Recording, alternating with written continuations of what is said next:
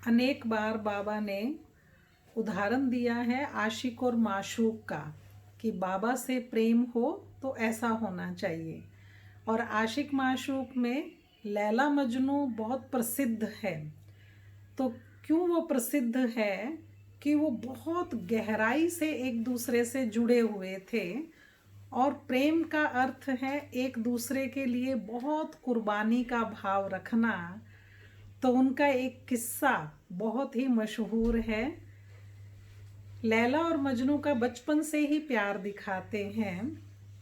लैला मजनू बहुत दूर एक ऊंचे से रेत के टीले पर बैठकर आपस में बहुत बातें करते रहते थे।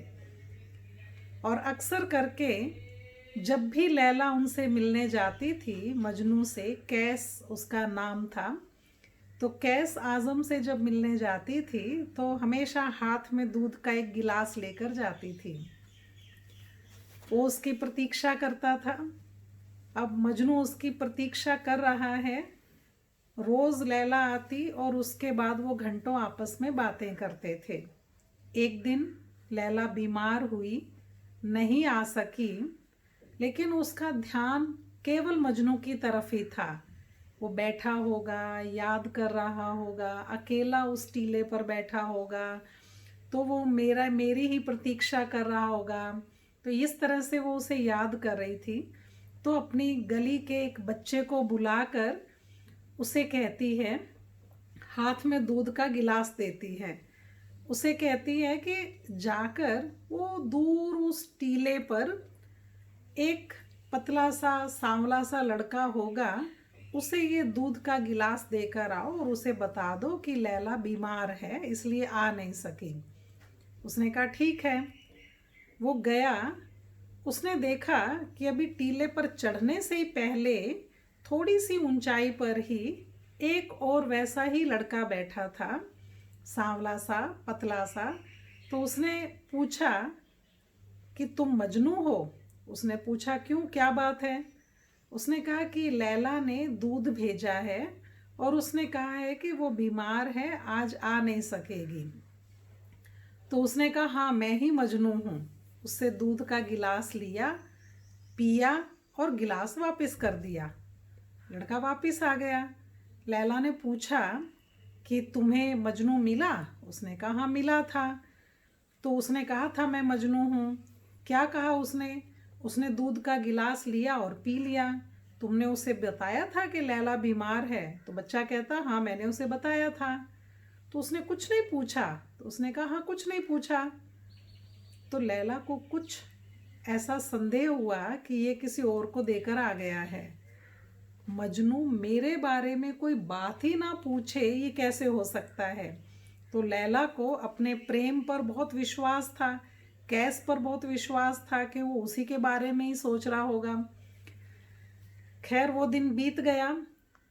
अगले दिन फिर वही समय हुआ, लैला फिर बीमार है। आज भी वो चारपाई से उठ ही नहीं पाई।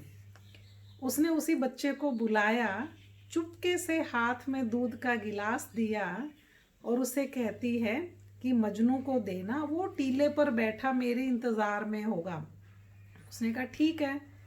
अगले दिन फिर बच्चा गया, वही लड़का फिर मिल गया उसे। तो उसने फिर पूछा कि तुम मजनू हो? क्योंकि वो टीले के ऊपर तो था ही नहीं, वो टीले के बीच में ही मिल जाता था, टीले पर चढ़ते ही वही मिल जाता था।